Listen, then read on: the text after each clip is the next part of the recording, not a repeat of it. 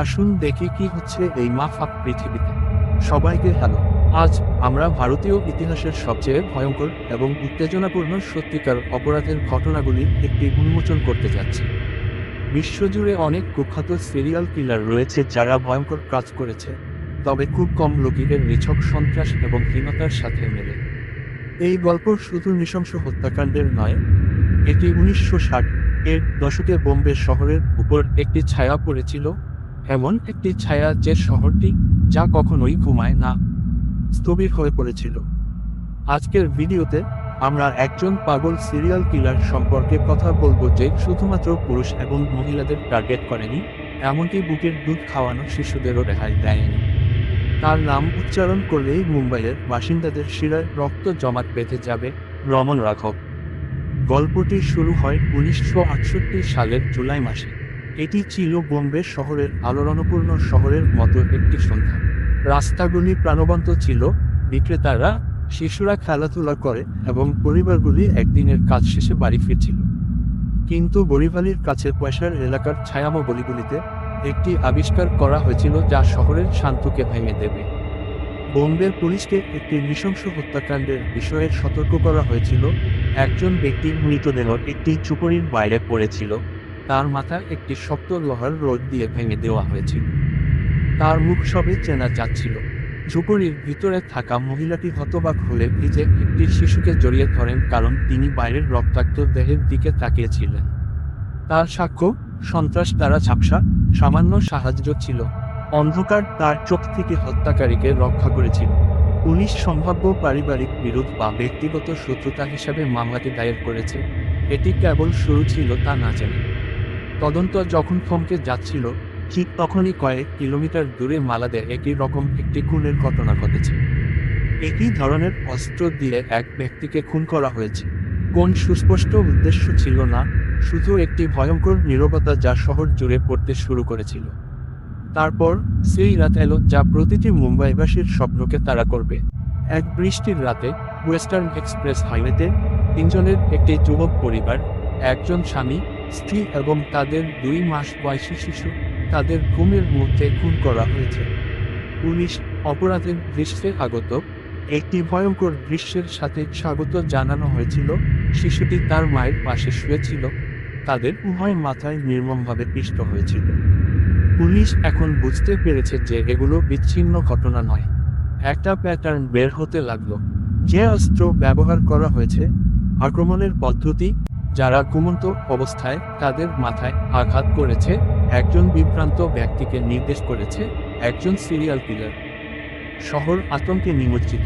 শব্দটি দ্রুত ছড়িয়ে পড়ল এবং হঠাৎ প্রতিটি অন্ধকার গলি, প্রতিটি ছায়া যেন একজন হত্যাকারীর মুখ লুকাচ্ছে। রাত ঘনিয়ে আসার সাথে সাথে পরিবারগুলি তাদের দরজা জানালা শক্ত করে বন্ধ করে দেয়। মুম্বাইয়ের স্বাভাবিক কোলাহল এবং গুঞ্জন একটি ভয়ঙ্কর শান্ত হয়ে গেল। এমনকি নৈশপ্রহরী, যারা সাধারণত অলসভাবে রাস্তায় হাঁটতে দেখা যায়, তারা এখন তাদের লাঠি ধরে, চোখ প্রশস্ত এবং হৃদয় দৌড়। শরীরের সংখ্যা বেড়ে যাওয়ার সাথে সাথে মুম্বাই পুলিশ ডিসিপি রমাকান্ত কর্ণের নেতৃত্বে একটি বিশেষ টাস্ক ফোর্স গঠন করতে বাধ্য হয়েছিল। ক্রাইম ব্রাঞ্চ 2000 অফিসারকে 24 ঘন্টা টহল দেয়, রাস্তায় ঘোরাঘুরি করে, কিন্তু হত্যাকারীকে ভূতের মতো মনে হয়েছিল, অন্ধকারে অদৃশ্য হয়ে গেছে, যেন সে সেখানে ছিল না। সেই সাথে ভয় অদ্ভুত গল্পের জন্ম দেয়। গুজব দাবানলের মতো ছড়িয়ে পড়ে, এটি একজন মানুষ ছিল না, কেউ কেউ বলেছেন তিনি একটি অতিপ্রাকৃত সত্তা যিনি একটি তোতা বা বিড়ালে রূপান্তরিত হতে পারেন। লোকেরা একটি পৌরাণিক প্রাণীর সম্পর্কে ফিসফিস করে যা তার শিকারকে আঘাত করার পরে পাতলা বাতাসে অদৃশ্য হয়ে যেতে পারে। মুম্বাইয়ের লোকেদের জন্য এটি কেবল সন্ত্রাসের সময় ছিল না, এটি একটি অযৌক্তিক ভয়ের সময় ছিল। নিরপরাধ ভিক্ষুকদের অথরা হত্যাকারী ভেবে বিভ্রান্ত জনতার দ্বারা মারধর করা হয়েছিল।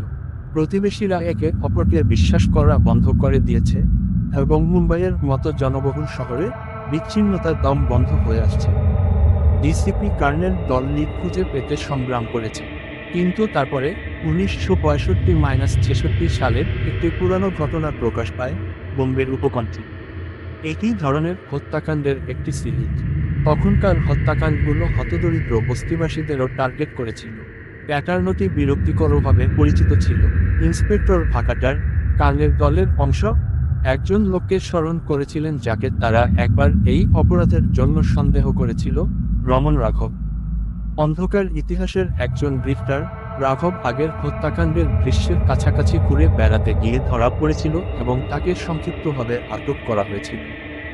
সে নিখোঁজ হয়ে গেলে খুন বন্ধ হয়ে গিয়েছিল, কিন্তু এখন মনে হচ্ছে সে ফিরে এসেছে।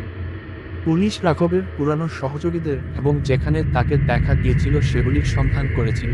সে আবার আঘাত করার আগে তাকে ধরার জন্য মরিয়া চেষ্টা করেছিল। 1968 সালের আগস্টে একটি আর্দ্র দিনের সাফল্য আসে।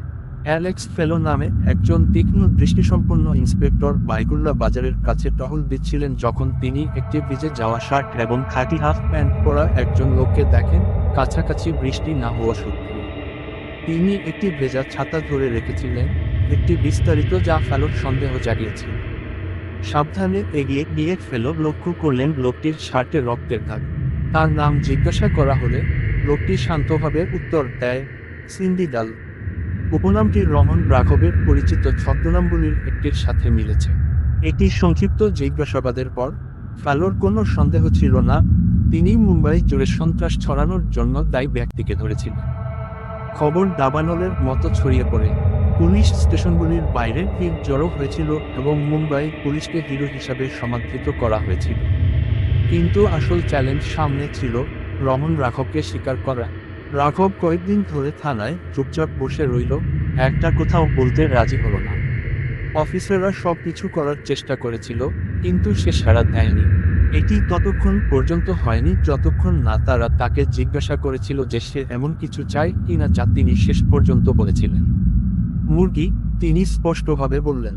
পরের কয়েকদিনে পুলিশ যখন তার উদ্ভট অনুরোধগুলো আরও মুরগি, নারকেল তেল, একটি চিরুনি এবং একটি আয়নার প্রশ্রয় দেয়, রাঘব অবশেষে কথা বলতে শুরু করে। সে তার জঘন্য অপরাধের কথা বলেছে। তিনি বর্ণনা করেছেন যে 1965 সালে জেল থেকে মুক্তি পাওয়ার পর তিনি ছোটখাটো চুরি করে শহর থেকে শহরে ঘুরেছিলেন। কিন্তু শীঘ্রই চুরি করা যথেষ্ট ছিল না, তাকে হত্যা করা দরকার ছিল। তিনি কিভাবে তার হত্যার অস্ত্র তৈরি করেছিলেন, একটি ধারালো লোহার রড, এবং একজন শিকারীর মতো তার শিকারকে শিকার করেছিলেন সে সম্পর্কে তিনি বলেছিলেন। তার স্বীকারোক্তি গ্রাফিক এবং বিরক্তিকর ছিল। তিনি যে রোমাঞ্চ অনুভব করেছিলেন তা তিনি বিস্তারিতভাবে বর্ণনা করেছিলেন যখন তিনি তার শিকারকে মৃত্যুর মুখে ঠেলে দিয়েছিলেন, শুধুমাত্র পুরুষ এবং মহিলা নয়, এমনকি শিশুদেরও হত্যা করার তৃপ্তি। তার কোনো অনুশোচনা ছিল না। কেন তিনি এই জঘন্য কাজগুলো করেছেন জানতে চাইলে তিনি সহজভাবে উত্তর দেন, ওরা খারাপ মানুষ ছিল। ঈশ্বর আমাকে তাদের হত্যা করতে বলেছেন। মামলাটি যখন বিচারে গিয়েছিল তখন রাঘবের প্রতিরক্ষা অ্যাটর্নি যুক্তি দিয়েছিলেন যে তার মক্কেল পাগল ছিলেন, তিনি প্যারানয়েড সিজোফ্রেনিয়ায় ভুগছিলেন এবং সঠিক থেকে ভুলের পার্থক্য করতে পারছিলেন না।